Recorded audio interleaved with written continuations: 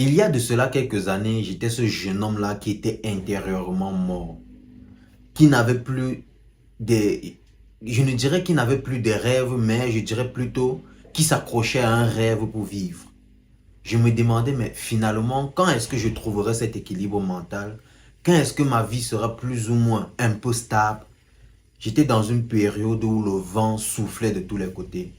J'avais du mal à trouver de l'équilibre, j'avais du mal à être stable émotionnellement, j'avais du mal à être stable mentalement. Je savais ce que je voulais par contre, mais je ne savais pas comment y arriver. Je me disais à chaque fois, mais pourquoi est-ce que je ne trouve pas réponse à mes questions? Pourquoi est-ce que je n'arrive pas à être heureux? Pourquoi est-ce que je n'arrive pas à atteindre un certain nombre d'objectifs? Et, et vous savez, n'étant pas dans mon pays, parce que je le dis, je suis en Italie, je me disais, mais putain, j'ai traversé tout ce que j'ai traversé pour venir et que les choses s'arrêtent de cette manière. Finalement, ça n'aura pas de sens. Pourquoi est-ce que je n'abandonnais pas? Ça, c'était vous allez me poser la question, mais pourquoi est-ce que tu n'abandonnais pas? Pourquoi est-ce que tu ne rentrais pas chez toi si les choses ne marchaient pas? Parce que chez moi, c'était aussi le néant. Dans cette vidéo, je vous donnerai réponse à ces questions. Je vous donnerai la raison pour laquelle j'ai décidé de persister, de patienter et de donner le meilleur de moi-même. Donc, reste jusqu'à la fin. Et toi, si c'est ta première fois de me découvrir, ici on parle d'opportunités de voyage. Voyage vers l'Italie, voyage avec un statut étudiant, voyage avec un statut de stage professionnel ou stage académique et des informations sur différentes procédures de voyage vers l'Italie. Donc, si c'est ta première fois de me découvrir, n'hésite surtout pas à t'abonner, like, partage pour ne pas rater mes prochaines vidéos.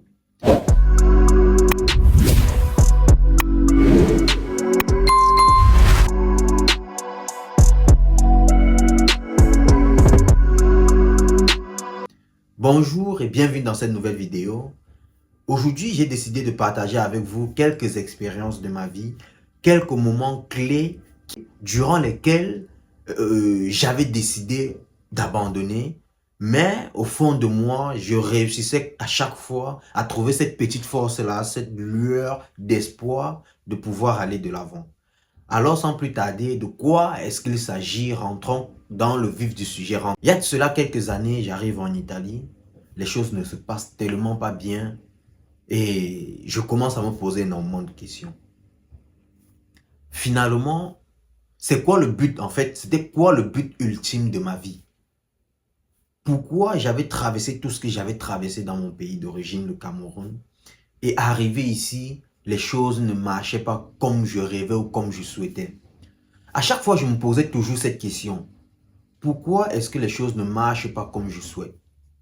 Et arrive un moment de ma vie où je commence à connaître c'est quoi l'échec. Je commence à faire face à l'échec. Parce que je veux dire, avant de partir de mon pays, j'avais connu un peu d'échec, mais pas quelque chose de foudroyant. J'avais pas connu l'échec dans cette dimension. J'avais jamais été en dépression face à un échec. J'avais jamais été vraiment touché de l'intérieur face aux échecs ou encore aux difficultés de la vie. Et là, je sors de ma bulle, j'arrive en Italie et je me dis, ok, si nous sommes partis jusqu'à arriver à ce niveau, on va se donner à fond et on va chercher à atteindre des objectifs. Et là, je rentre dans la vie, dans le monde universitaire, rien ne marche. Échec sur échec, échec sur échec. Et tout ce que je lance dans la période, échec, j'essaie de me lancer sur les réseaux, rien. J'essaie de lancer un petit business, essayer un peu de gagner un peu de sous, rien. Je cherche un peu comment je veux faire pour travailler, rien. Et je me dis, mais putain, qu'est-ce que je suis en train de devenir? Et je passais des nuits où je ne dormais quasiment plus. Il y avait des jours où je me couchais en plein sommeil, je sursautais, je m'asseyais sur le lit, sur le bord de mon lit, je me souviens encore. Et je me disais, mais est-ce que ma vie doit s'arrêter de cette façon? Est-ce que les choses doivent se passer de cette manière dans ma vie? Pourquoi est-ce que les choses sont en train de se passer ainsi? Et j'étais tombé dans une période de dépression absolue. Et je me souviens, les relations aussi dans ce moment avec la famille, ce n'était pas aussi, je dirais peut-être comme aujourd'hui, je dirais Dans ces moments, ma relation, mon lien avec la famille, c'était pas comme aujourd'hui.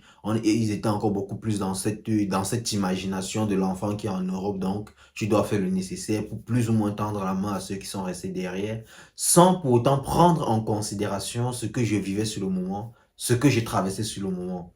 Donc, personne ne me comprenait en fait. Personne ne me comprenait. Et je décide de prendre un peu de recul sur tout ça. Et je me dis, en prenant peut-être le recul, les choses vont s'améliorer, les choses vont passer. Et j'arriverai à donner plus ou moins une direction à ma vie ou un sens, encore mieux, un sens à ma vie.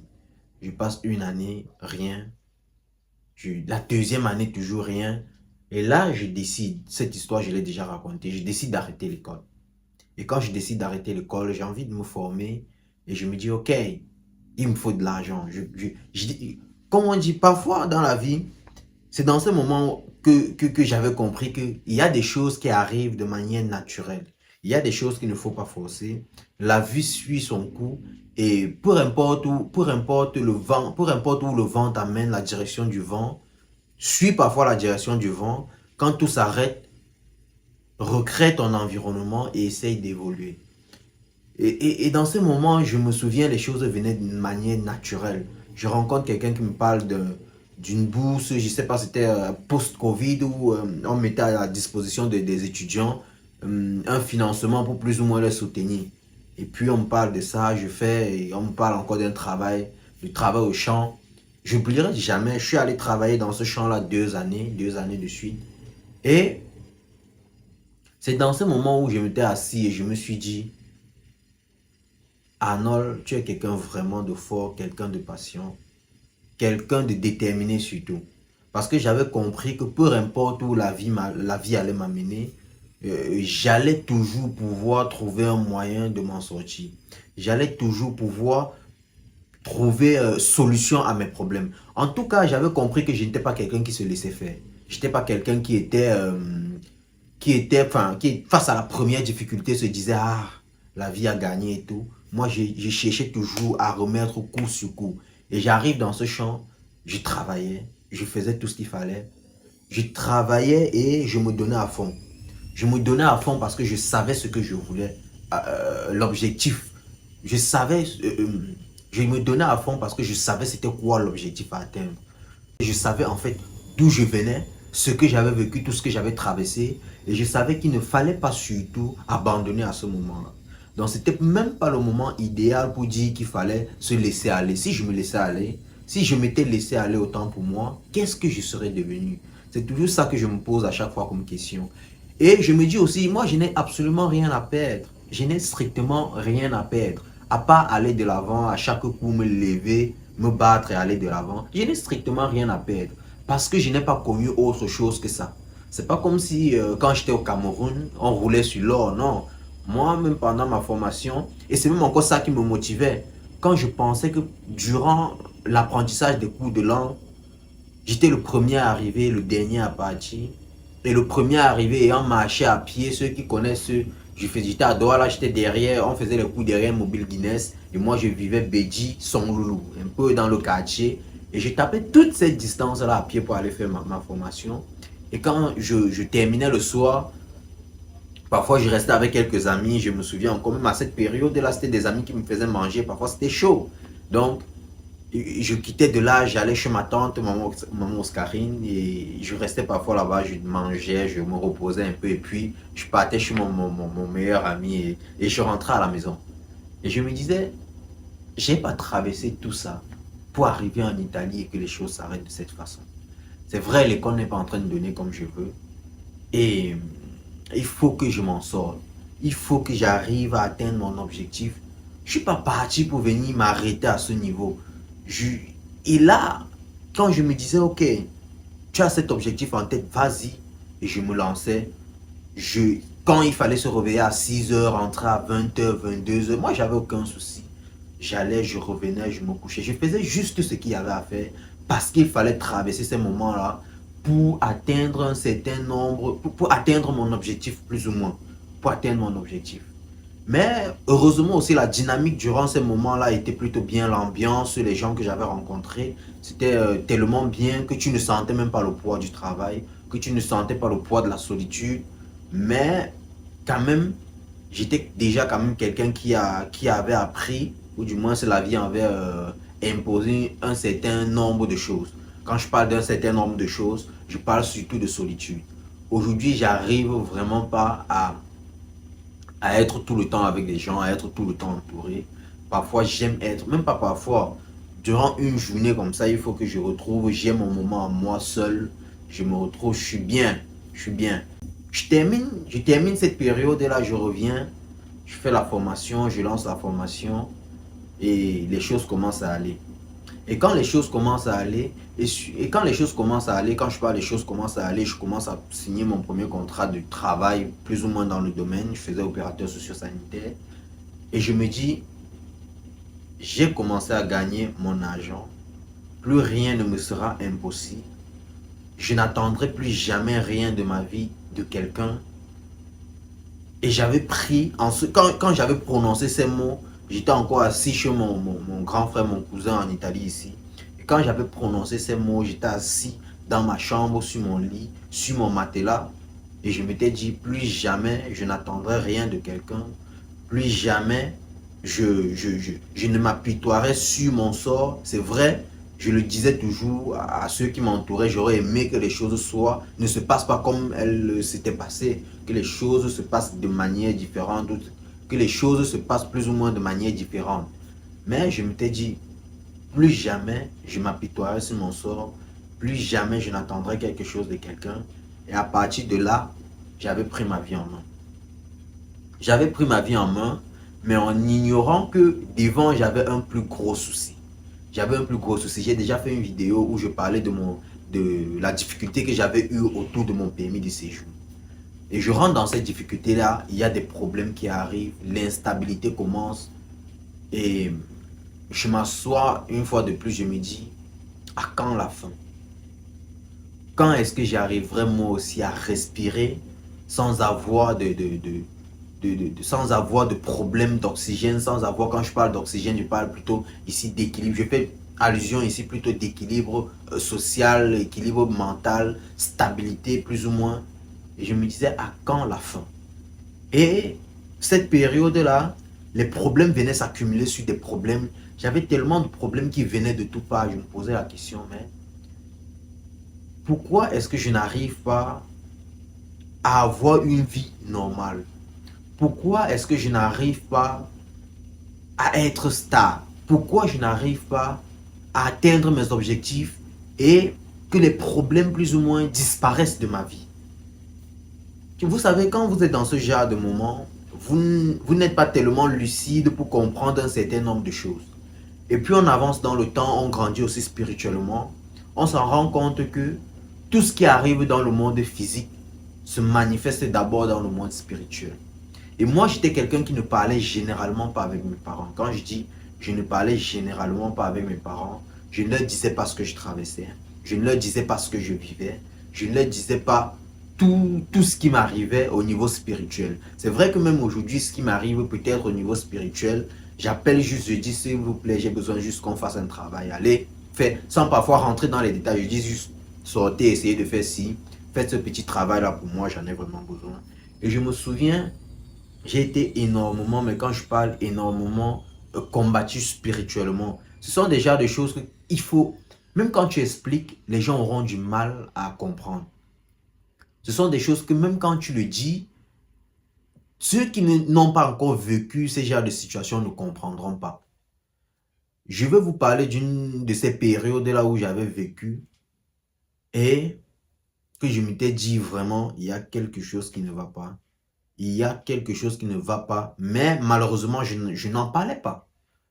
Un jour, je suis à la maison, je suis à la cuisine et je ne sais pas ce qui se passe. J'étais à la cuisine, je sors ma tête de la fenêtre et j'ai l'impression d'avoir connu un moment de mort en 2 secondes. C'était vraiment un truc, un flash. L'impression d'avoir perdu 2 secondes. 2 secondes de ma vie, c'était allé tellement vite.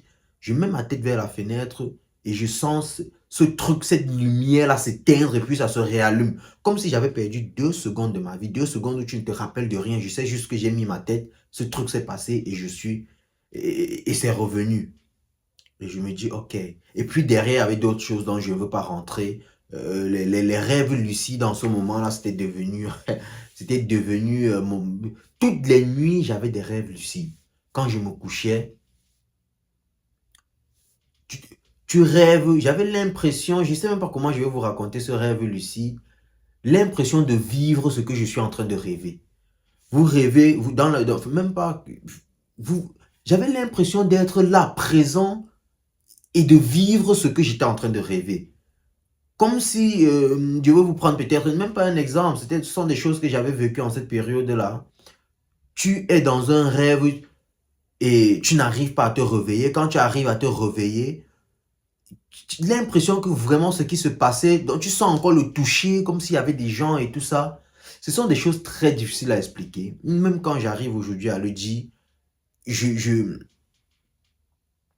j'ai l'impression parfois, je ne sais même pas si c'est la peur ou parfois l'impression juste qu'on va juger ce que j'ai dit, mais il y a une chose que quand je le dis, ça me revient aujourd'hui.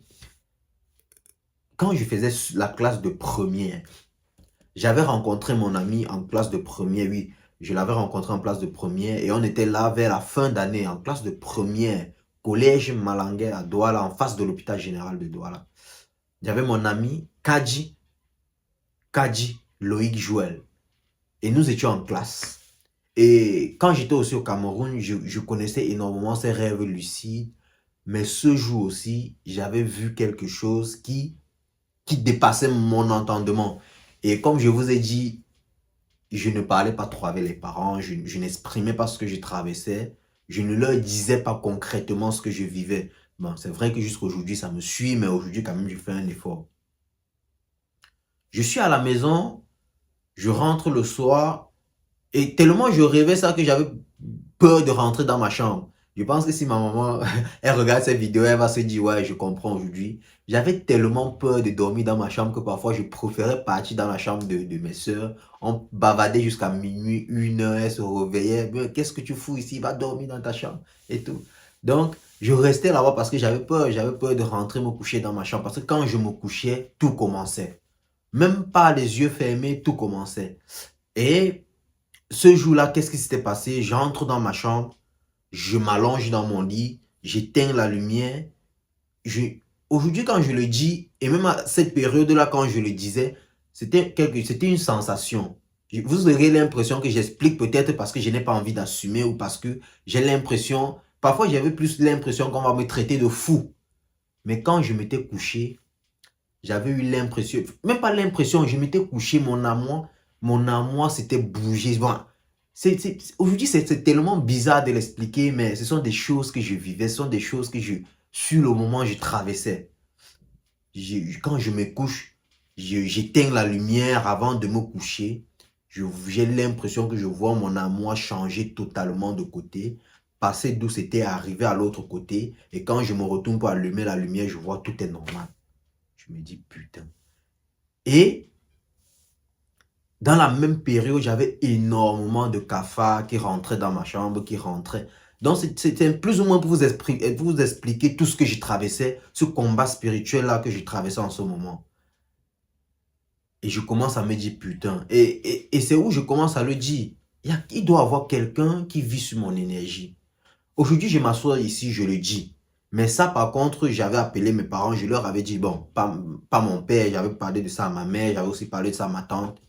Ils m'ont dit de rester tranquille, il ne faut plus que je parle de ça. C'est pas bon. Il fallait juste qu'on sorte, qu'ils ont fait ce qu'ils avaient à faire, que je ne parle plus. Mais je parle peut-être pour conseiller et conscientiser ceux qui sont ici. Enfin, même pas ceux qui sont ici, ceux qui peut-être traversent ces moments-là. Moi, je suis resté persuadé. Il y a deux choses sur lesquelles je suis resté tellement fixe dans ma vie. La première des choses, c'est qu'il y avait quelqu'un qui vivait sur mon énergie. La deuxième des choses, bon, je n'ai pas envie de dire, mais je suis resté fixé rien que sur deux choses dans ma vie. Et vous savez, il y a des choses comme ça qui se passent. Et moi, je ne dirais pas que je suis quelqu'un de spirituellement préparé, mais je suis quelqu'un qui spirituellement ne dort pas. Quand je dis je ne dors pas, je sais d'où je viens. Quand ça ne va pas, je rentre où je viens. J'appelle, je dis rentrez d'où je viens, faites quelque chose parce que ça ne donne pas. Je n'ai pas honte de le dire, mais je ne suis pas quelqu'un qui spirituellement... Bon, si cela fait de moi quelqu'un spirituellement élevé, ok. Mais je suis pas quelqu'un je veux dire, je ne suis pas quelqu'un qui lit dans les lignes, c'est pas, je ne sais pas le faire. Enfin, je sais même pas si je dirais je ne sais pas le faire, mais lit dans les lignes, je vois des choses, je reconnais, mais je suis pas quelqu'un de spirituel, disons-le comme ça. Quand je vois les choses, j'ai juste des pressentiments. Et parfois aussi, ce que j'ai compris, c'est que ce truc m'a tellement affecté que dans mes relations aujourd'hui, j'ai du mal à faire vivre une relation, à faire fonctionner une relation. Pourquoi? Parce que je fais tellement confiance à mon intuition que ça arrive toujours à me bloquer. Quand je reste bloqué sur une personne, sur quelque chose, sache que c'est très très difficile que j'arrive à débloquer. Sauf si toi-même tu t'assois, tu prends la responsabilité de me dire la vérité. Quand je bloque, je suis bloqué. Je te le dis, je te le répète. Quand je dis je ne te fais plus confiance, sache que je ne te fais plus confiance. Mais il y a deux choses. Quand je dis je ne te fais plus confiance et je suis avec toi toujours, sache que je t'aime. Parce que je suis quelqu'un de très radical. Je ne suis pas là pour peut-être me vanter. Je dis à la fin, le but c'est que chacun en sortant sache plus ou moins ce qu'il peut traverser. Savoir que dans cette vie, il y a des choses qu'on traverse et qu'on a besoin d'un soutien extérieur. Il y a des choses qu'on peut vivre sans pour autant avoir réponse à énormément de questions. Des choses qu'on peut vivre et ça nous laisse des trous noirs. On n'arrive pas à expliquer pourquoi.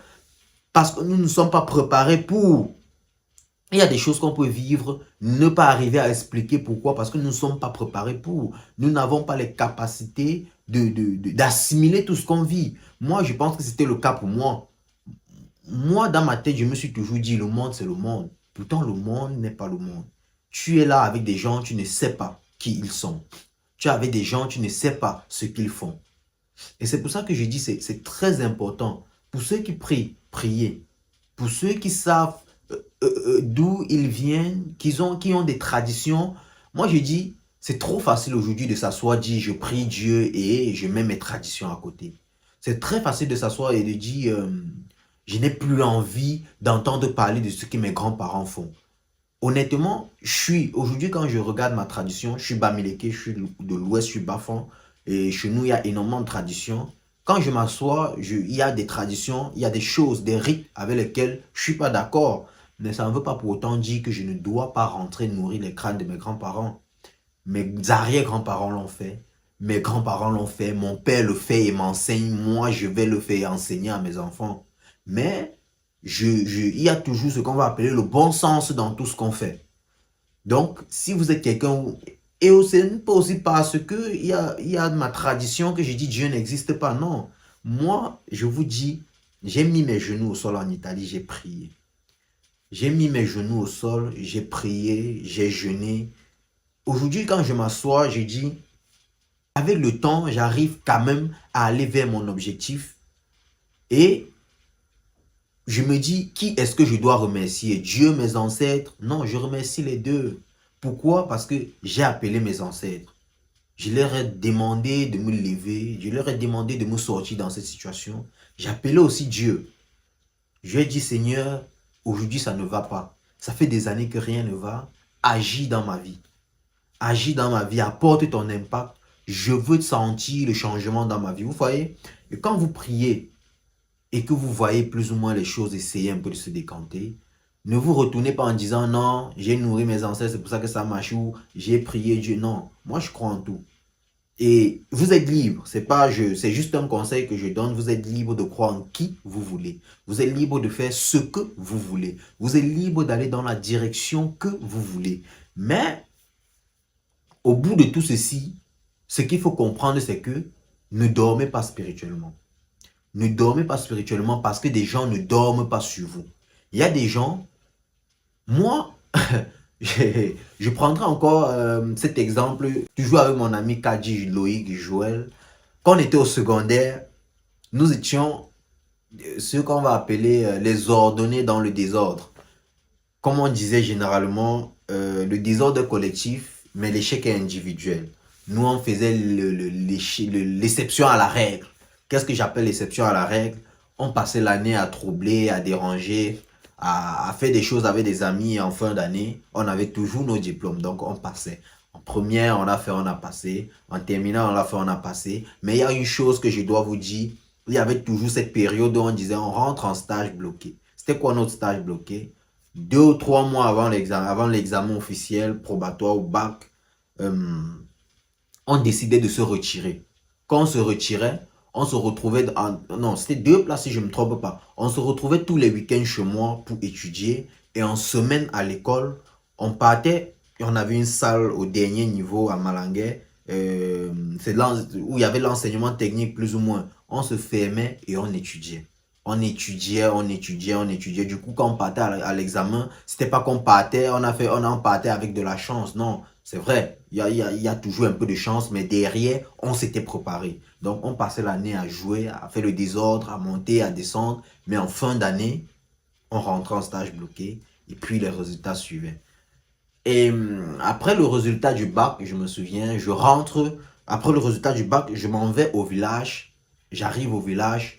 Je connais une période tellement difficile. Tellement difficile. Et et c'est dans cette période aussi que je comprends que vous pouvez être tous les jours ensemble, mais dans les moments difficiles, très peu sont ceux qui te suivront. Quand je parle de ces moments difficiles, je parle de maladie en général. Et je rentre, je tombe malade, et puis je suis au village. Il y a tellement de choses qui se disent. Il y a tellement de choses qui se disent. Et à cette période, tu sais, quand tu es jeune, tu traverses ce genre de moments, il y a des choses tellement difficiles à assimiler. Les choses quand tu entends, moi je me souviens encore, j'avais des gens, des personnes de mon village que je considérais comme des parents qui se foutaient, qui attendaient quand est-ce que j'allais mourir, enfin, qui attendaient la date de ma mort comme si c'était l'anniversaire. Les gens se réjouissaient en fait de cette situation. Il est parti, il pensait qu'il était arrivé, il est allé à l'université. Je me souviens à cette période, on me disait il est rentré dans la secte, il est rentré dans ci, on attendait ma mort. Et, et comme je dis spirituellement, il y avait aussi énormément de choses qui se passaient. Un jour, c'était un jour du marché, je n'oublierai jamais, jamais un jour du marché. Je suis à la maison, je suis seul. Cette période-là, mon grand frère me suivait, je veux dire, quotidiennement, il était avec moi. Mes parents aussi étaient avec moi. Enfin, quand il fallait faire des sorties, parce que mes parents n'ont pas dormi. Si je suis ici, là où je suis aujourd'hui, je dois remercier mes parents. Je dois remercier mes parents, mes tantes, ma famille en général. Parce que s'ils dormaient un seul instant, vous ne m'auriez jamais connu. Jamais. Donc, ce jour du marché, mes parents partent en ville. Parce que j'étais au village, j'étais vraiment au village, vraiment chez moi au village. Mes parents partent en ville. Mon grand frère aussi, il était en ville. Tout le monde était en ville. Et je me couche. Dans la chambre où j'étais allé me coucher, il y avait des mouches de toilette. Pour ceux qui connaissent, ceux qui sont au Cameroun, ils savent c'est quoi je suis en train de parler. Ceux qui sont au Cameroun, peut-être en Afrique même d'ailleurs, ils savent de quoi je suis en train de parler. Il y avait des mouches de toilette qui étaient venues remplir le mur. Je dis bien uniquement dans ma chambre et là où j'étais couché, le mur en face de moi, c'était tellement rempli de mouches qu'il y avait des mouches par terre. J'ai dit le jour du marché. Ceux qui sont à l'ouest savent. Il y a des jours du marché dans les villages. Ce sont ces jours du marché que tous les grands hommes du village sortent. Quand je parle de grands hommes, je parle de ceux qui protègent les villages. Je parle des jeunes dynamiques, les jeunes forts. Tout le monde libère le village. C'est la possibilité pour ceux qui sont spirituellement méchants d'entrer et faire du mal. C'est le moment pour tous ceux qui sont des bandits d'entrer dans des villages et voler ce qu'ils vont voler. Et ce jour-là, je me couche, je vois les mouches. Et puis, je ne sais même pas comment est-ce que ces mouches-là étaient rentrées.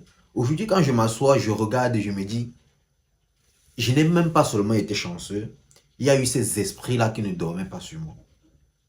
Il y a eu ces esprits-là qui ne dormaient pas sur moi.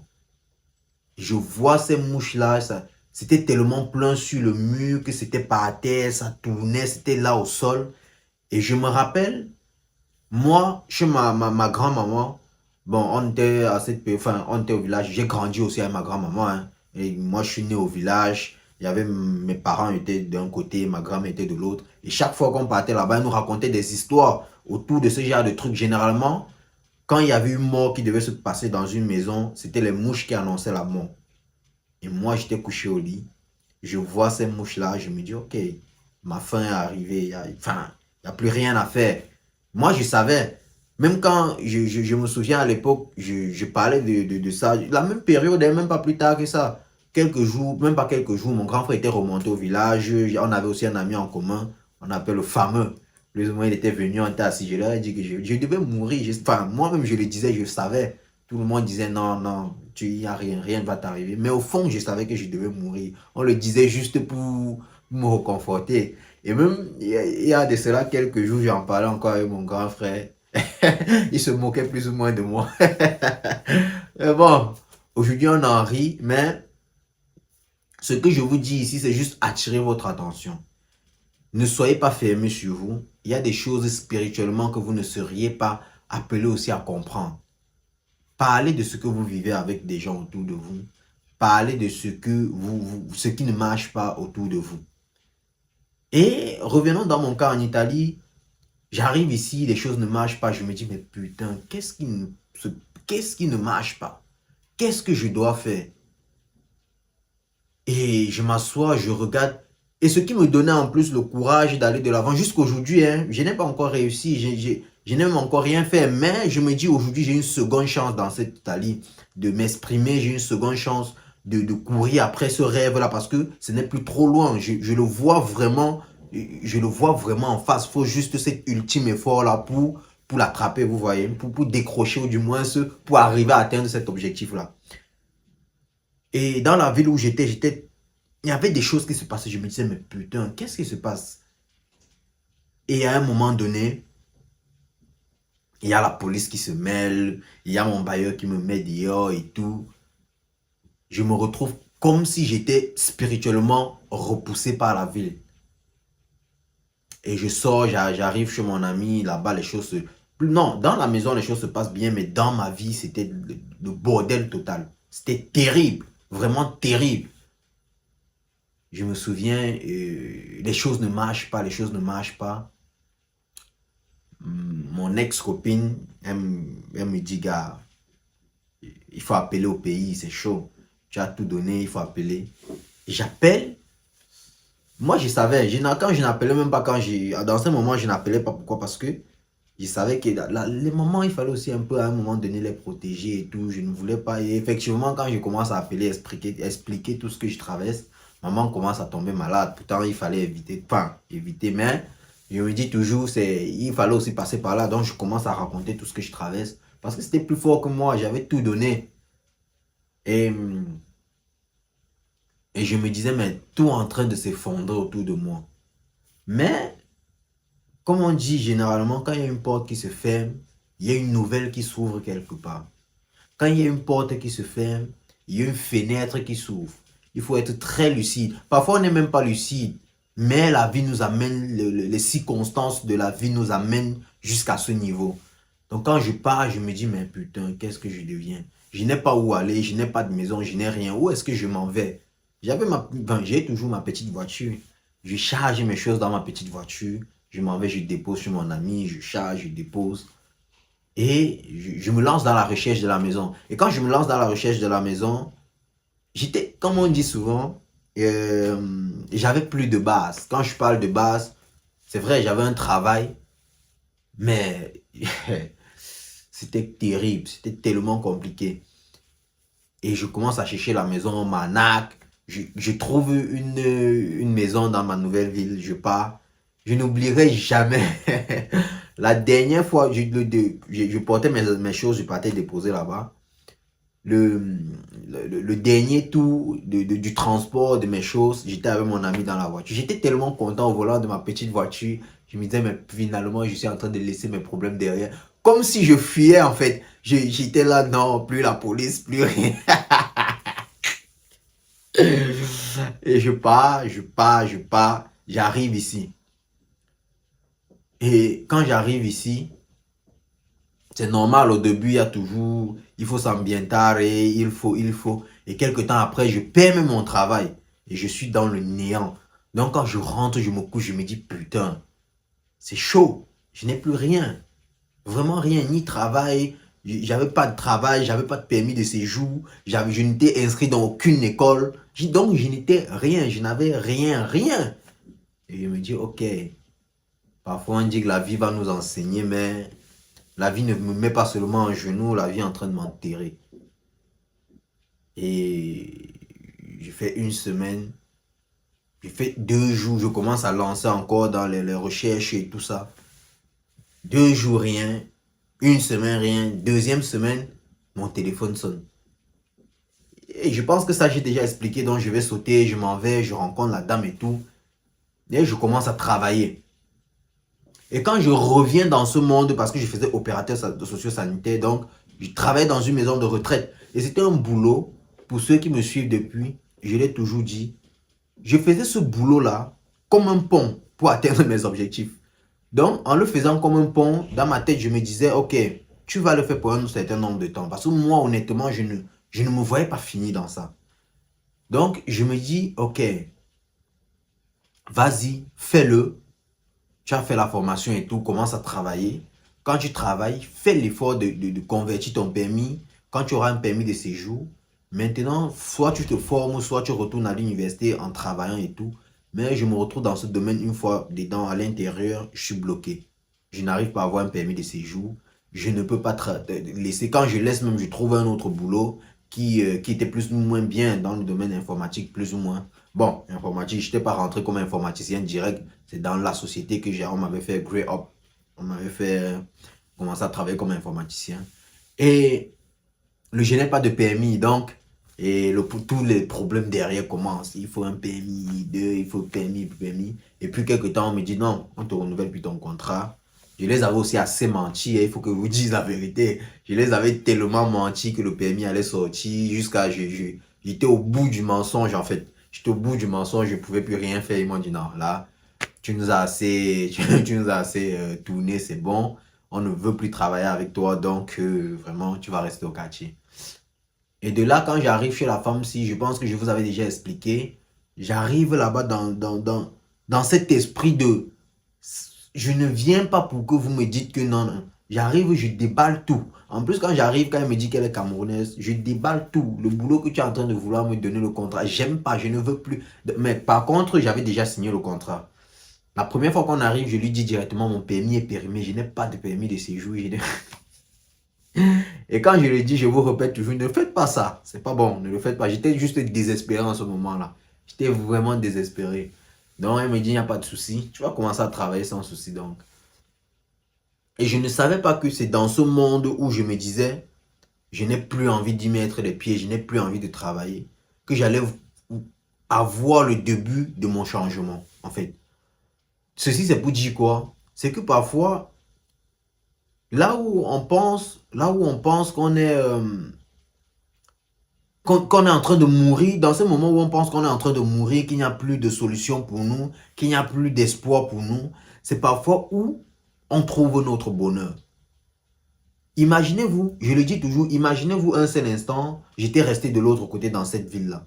Est-ce que tout ce changement-là, je l'aurais vécu? Est-ce que si j'étais resté de l'autre côté, déjà ce qui est sûr, je n'aurais pas rencontré ces personnes, je n'aurais pas eu aujourd'hui ces opportunités que j'ai. Je n'aurais rien de tout ça. Donc parfois quand la vie nous malmène, la vie nous fait partir d'un point A à un point B, nous ne soyons pas tristes.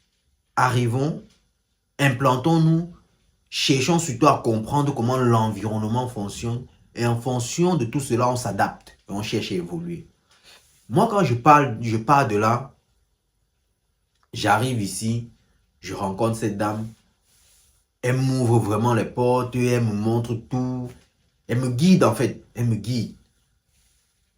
Et un jour, je m'assois avec elle. Et quand je parle de cette dame, je profite pour vous parler de son business. Elle s'occupe des procédures de voyage. Procédures de voyage, en fait, elle a sa société de formation. C'est quoi cette procédure de voyage-là? Si tu es au Cameroun, tu as envie de venir en Italie travailler comme opérateur socio-sanitaire ou badante, on appelle ça généralement quoi. Enfin, travailler pour des anciens à domicile plus ou moins. Elle s'occupe de ces procédures-là. Elle te prend au Cameroun, elle te forme au Cameroun, tu obtiens ton diplôme de formation. Déjà, il faut avoir le certificat de langue, c'est le A1, l'italien. C'est la première des choses que vous faites. Après ça, vous rentrez dans la phase de formation professionnelle proprement dite. Donc, elle vous donne des cours en ligne. Et puis après, vous faites vos examens. Vous obtenez votre diplôme. Ça, c'est la partie théorie. Une fois que vous avez votre diplôme, cette partie théorie, on lance la procédure des demandes de visa comme procédure de voyage, procédure des demandes de visa de stage professionnel ou stage académique en Italie. Une fois qu'on vous délivre votre permis de séjour, vous arrivez en Italie, vous faites votre stage sur 3 mois. Et elle fait dans ce domaine, parce que je vous le dis, c'est elle aussi qui m'avait fait travailler, comme j'étais en train de vous expliquer. Elle fait dans ce domaine. Donc dans ce domaine, elle a les bras longs. Elle a énormément de structures dont elle coordonne. Son boulot, en fait, c'est une coordonnatrice. Hein, des cases, enfin, elle travaille pour une coopérative qui a à sa gestion plusieurs maisons de repos. Plusieurs maisons de repos. Bon, quand je parle généralement, on va dire maisons de repos. Il y a des centro giorni, tout ça. Il y a enfin, plus de... C'est spécifique en fait. Écoutez juste ce que j'ai envie de vous dire. Donc, quand vous arrivez ici, ayant fait votre formation, ayant eu votre visa, vous arrivez, vous êtes en formation professionnelle, vous avez votre formation pratique de 3 mois. Quand vous arrivez déjà, elle s'assure que vous auriez votre domicile. Ça aussi, c'est elle qui gère et les cours rentrent dans l'agent de la procédure. Donc, vous arrivez, vous avez votre maison déjà, votre chambre qu'elle a mis à disposition et tout. Vous faites la formation. Après la formation, elle vous insère directement dans le monde du travail. Quand elle vous insère dans le monde du travail, c'est toujours elle qui s'occupe de vous accompagner dans la conversion de votre visa stage professionnel à un permis de séjour travailleur. Et cette procédure-là, elle a déjà tout géré ici. Donc, elle a rencontré des personnes, les personnes du dovere, non? Les personnes, comment ça se dit en français? Les personnes qui s'occupent de ça, les hauts placés, la préfecture, la questura, pour gérer tout ça. Donc, c'est une très, très belle personne. Si vous avez envie de vous lancer dans cette direction-là, n'hésitez surtout pas à m'écrire en commentaire, à me laisser un message en commentaire que vous voulez, vous êtes intéressé par cela. Je vous prendrai en charge et dans un second temps, je vous redirigerai vers elle. Donc, c'était plus ou moins pour clore. Et quand je rencontre cette dame, derrière elle, je rencontre énormément de personnes. Je commence à travailler.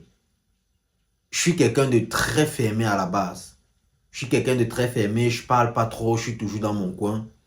Et vu qu'elle faisait le lien, entre la direction, plus ou moins, et les travailleurs, mes collègues. Donc, plus elle parlait avec ma directrice et tout ça. Il y a eu une bonne ambiance autour de moi qui s'est créée. Et la directrice vient me voir. Même avant que la directrice ne vienne me voir, on se voyait un peu plus ou moins. Quand j'avais le temps, j'allais dans son bureau. J'ai eu aussi beaucoup de vidéos dont j'ai tourné dans son bureau. J'allais là-bas parfois assister quand elle ne pouvait pas être elle-même là. Ou je partais, je faisais ce qu'il y avait à faire. Aujourd'hui, je suis beaucoup pris. Aujourd'hui, je suis tellement pris. Je n'ai vraiment plus de temps physique à dédier. Mais qu'elle sache que je porte je porte son travail, je porte son projet dans mon cœur. À chaque fois que j'aurai la possibilité d'en parler, j'en parlerai avec joie. Et comme j'ai dit, grâce à elle, je rencontre cette directrice-là, elle vient me voir. Non, avant de rencontrer la directrice, Madame Patricia, elle me voit, elle me dit, mais j'ai constaté que depuis que nous on parle là, j'étais déjà parlé de moi, j'étais déjà parlé de ce que je fais, de mes projets, toi tu ne fais que me parler des business, des envies que tu as, de ce que tu as envie de mettre sur pied et tout. Je ne te connais pas. Qu'est-ce que tu vis? Et moi, c'était une question qu'on ne me posait quasi jamais. Et c'est aussi un point que j'aime pas trop parler. J'aime parler de tout sauf de moi. Pour ceux vraiment qui me connaissent, j'aime quand je suis avec des gens, généralement, si vous me voyez faire des fouries avec des gens, sachez que ce sont des personnes que je connais, enfin, avec qui il y a eu une certaine... Cette barrière est tombée plus ou moins. Je me dis, mais putain, comment est-ce que je vais me présenter? Et c'est de là que je commence directement à lui dire, ouais, je lui parle plus ou moins de moi, d'où je viens du Cameroun, j'ai traversé ci, j'ai fait ça, sans vraiment rentrer. Même quand je lui disais à l'université, ça n'avait pas donné et tout ça, je n'étais pas rentré dans vraiment pour vous dire, je ne rentrais vraiment pas dans ce que j'avais vécu. Je restais toujours un peu superficiel sur ce que je disais. Et jusque-là, c'était pas un problème. Donc, elle avait compris. Je pense que directement, c'est une grande personne avec énormément d'expérience. Je pense que quand elle avait compris que je ne voulais pas trop rentrer, donc elle n'avait pas persisté. Et là, on passe, elle décide de prendre ma procédure en main. Bon, là, c'était autre chose parce que après, j'essayais de continuer à le faire seul et on m'avait appelé pour me dire que on ne pouvait pas me délivrer un permis de séjour. Et ce jour-là, j'avais eu l'impression, j'avais senti que j'étais touché. J'étais tellement touché, je le dirais et je le dirais toujours, que je commençais à appeler tout le monde. J'avais tellement appelé tout le monde qu'à un certain moment, je me suis dit, mais putain, j'ai appelé celui-ci, pourquoi? Pourquoi est-ce que je l'appelle? Lui, là, je ne devais pas l'appeler. Mais bon, tellement j'étais touché que j'appelais tout le monde. Je l'avais appelé, même pas 30 minutes après. Elle m'a dit, on se retrouve là-bas à telle heure, je t'amène voir mon avocat et tout. Et nous sommes partis. Et même quand on était parti voir son avocat, moi, dans ma tête, ça n'allait pas. Je suis parti au travail, j'ai appelé ma directrice, je l'ai fait asseoir, je lui ai expliqué mon problème. Quand je lui avais expliqué mon problème, elle a appelé aussi le directeur sanitaire. En fait, ici, c'est une ville où tout le monde connaît tout le monde. Vous voyez, c'est une grande ville, mais une grande ville où les gens se connaissent. Tout le monde connaît tout le monde. Donc, on appelle le directeur sanitaire me dit, ok, donne-moi ton nom. Je dis, le questeur, c'est mon ami, je vais l'appeler et on va voir ce qu'on peut faire. Ils appellent le questeur et le questeur dit, ok, il faut qu'il passe mon numéro, le questeur il m'appelle. Même pas 30 secondes après, mon téléphone sonne, c'est le questeur, et je décroche. Je lui explique pleinement ma situation.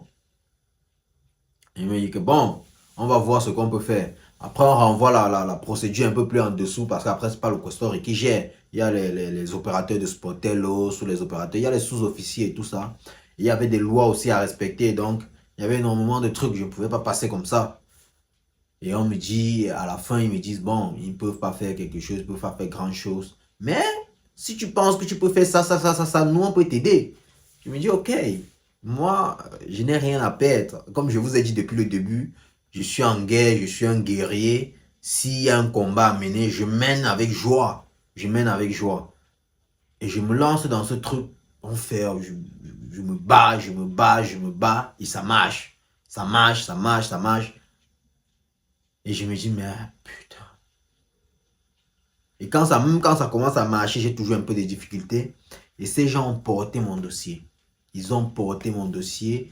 Ils ont tout fait. Ils ont fait ce qu'il fallait. Et aujourd'hui, je me dis, je suis énormément reconnaissant. Très reconnaissant de tout ça. Non seulement le fait d'avoir rencontré des bonnes personnes. Un, d'avoir eu cette bonne relation de deux. J'ai rencontré plus que des personnes. J'ai rencontré des mamans. Parce que je vais vous dire jusqu'à quel point est-ce que c'est parti.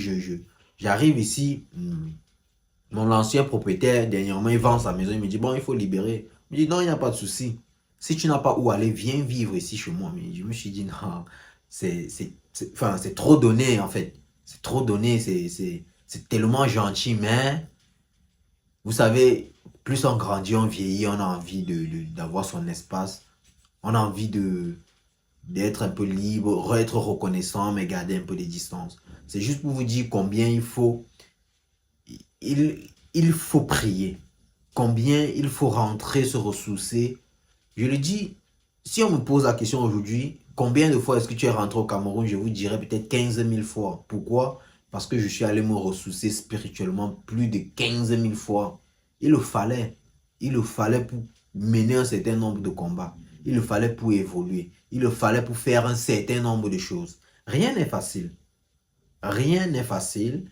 Et il y a toujours un prix à payer. Il faut le savoir. Rien n'est facile, il y a toujours un prix à payer.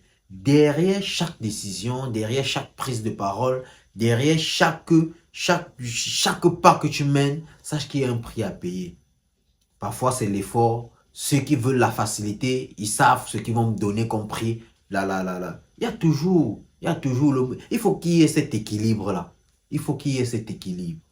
Donc, dans tout ce que vous faites, dites-vous que si vous êtes vrai, si vous êtes sûr, si vous êtes quelqu'un de vraiment déterminé, au bout de l'effort, comme on le dit généralement, il y aura toujours un petit réconfort. Il y aura toujours une lueur d'espoir qui va arriver, jaillir dans votre vie et vous allez sentir ce changement. il y a toujours cette lueur d'espoir. N'abandonnez pas. Je sais combien, parce qu'aujourd'hui, vous allez peut-être dire, oui Arnold, tu as traversé, c'est pour ça que tu en parles. Et je vous dirais peut-être c'est aussi vrai. Je n'ai pas tout traversé. Je n'ai pas. Peut-être demain je me retrouvais dans. Même pas peut-être. Demain je me retrouvais dans d'autres situations beaucoup plus compliquées que ça. Mais aujourd'hui, arriver à traverser une situation jusqu'à être touché, enfin, je serai toujours touché, mais quand même, vous savez comment on dit ça généralement, quand tu as déjà été atteint d'une maladie et que tu es guéri de cette maladie, il y a des anticorps qui mémorisent, comment je vais appeler ça, il y a des antigènes qui restent. Donc, quand il y a une nouvelle infection, tes anticorps reconnaissent directement, l'antigène qui sont entrés et forment directement les anticorps spécifiques pour combattre cela. Ces antigènes-là, enfin, les anticorps, les antigènes, on va jouer avec, mais ceux qui maîtrisent l'immunité, ils vont comprendre ce que je suis en train de dire. Donc, restez très concentré sur ce que vous faites. Restez surtout patient. Dans tout ce qu'on vit, il faut être patient et consistant. Il faut être très patient et très consistant. Très patient et très consistant. Et surtout aussi, la spiritualité, ne jouez pas avec. Il y a des choses que nous, on ne comprend pas. Que nous, les non-initiés, comme je vais le dire, parce que moi, je le dis, je ne suis pas initié, mais je sais d'où je viens. Donc, aujourd'hui, quand je sens un combat, quand je sens quelque chose qui ne va pas, je rentre directement où je viens et je mets mes genoux à terre pour accompagner. C'est pour ça que je me dis, ok, j'arrive à traverser certaines choses sans comprendre parfois comment est-ce que j'arrive à le faire. J'arrive à, à me sentir bien parfois sans même savoir ce que j'ai dû faire pour me sentir aussi bien. Et en parlant même de ça, ça me fait venir ce truc avec ce truc dans ma tête. Je parlais avant-hier avec mon ami parce qu'on s'est revu avant-hier et on parlait plus ou moins des difficultés qu'on traverse au quotidien. Il me disait, gars, tu es fort parce que avec tout ce que tu as traversé et tout, si c'était moi, je serais rentré au Cameroun. Et je me suis assis, j'ai compris que, ok, tout ce qui arrive à un homme, tout ce que nos ancêtres ou Dieu permet que ça arrive à un homme, c'est parce qu'en réalité, il a les capacités internes de les supporter, de les surmonter et d'en faire de tous ces moments-là, d'en faire de ces expériences-là une force. Vraiment une force. Lui, tu comprends que tu es face à quelqu'un qui, si lui avait un seul instant connu tout ce que moi j'avais connu, il aurait sorti lui-même son argent, acheté son billet d'avion et rentré au Cameroun. Mais moi, la question que je me pose et que je m'étais toujours posée, c'est qu'est-ce qui m'attendait au Cameroun si je rentrais? Qu'est-ce que j'allais faire si je rentrais? Ça, c'est toujours la question qu'on se pose. Il y a tous ces gens qui comptent sur toi. J'ai eu un mauvais départ. Est-ce que c'est la raison pour laquelle je devrais abandonner et plier bagage pour partir?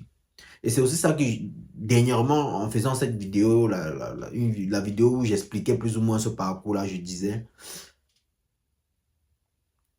ce n'est pas parce que vous connaissez des moments difficiles que vous n'allez plus jamais vous relever.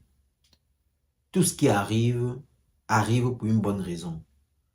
Parfois, ça persiste et on se demande, mais pourquoi est-ce que ça persiste? Pourquoi ça m'arrive à moi?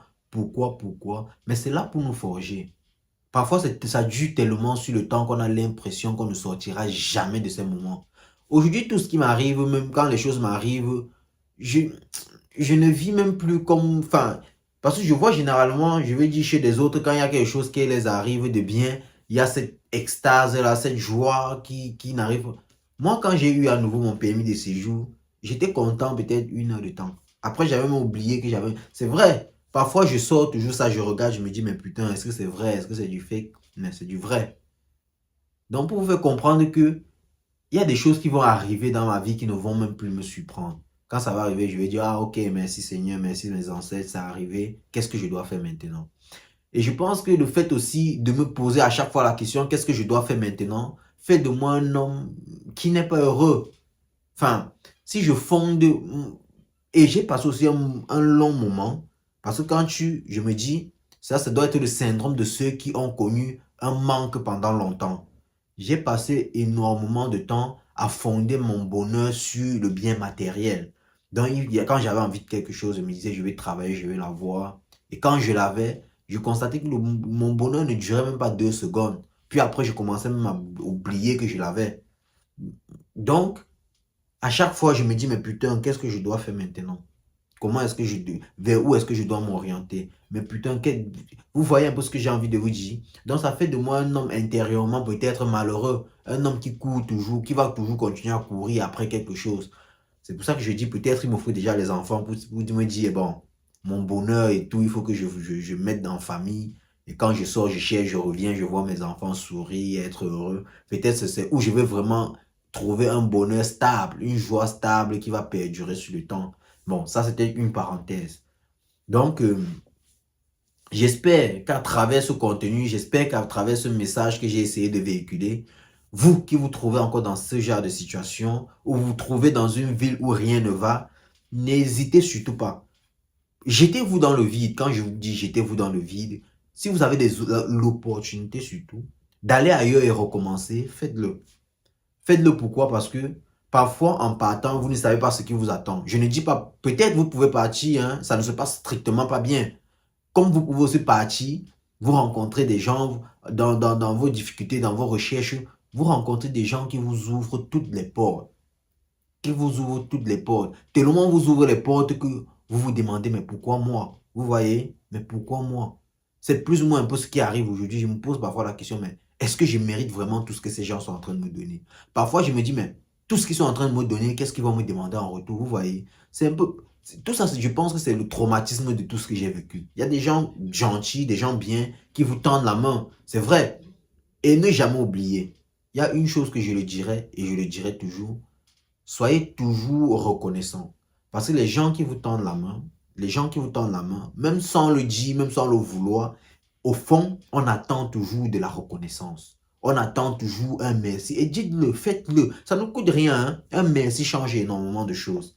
Imaginez-vous un seul instant, les choses se passaient au début, on disait, bon, ok, on va t'aider, on va te faire ci. Je commence à prendre, à faire et je commence à faire l'homme qui, vous voyez, on devait me laisser tomber. Il fallait être humble.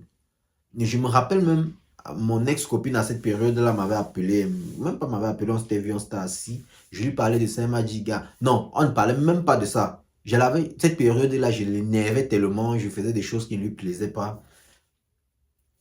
J'étais parti pour qu'on essaye de résoudre nos problèmes une fois de plus. Et on était assis.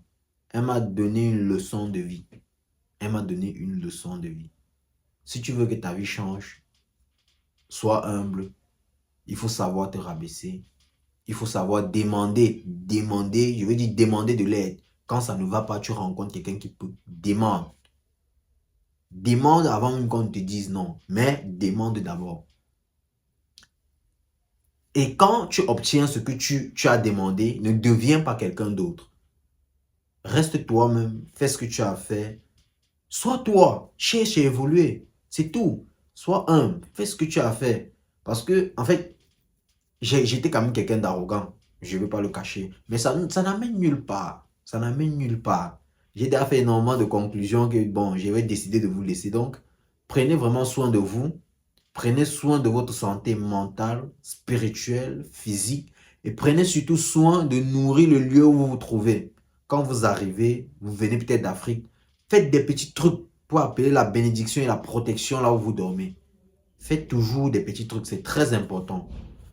J'attends vos expériences en commentaire. Laissez des messages. Abonnez-vous, likez et on se retrouve pour une prochaine vidéo. Ciao.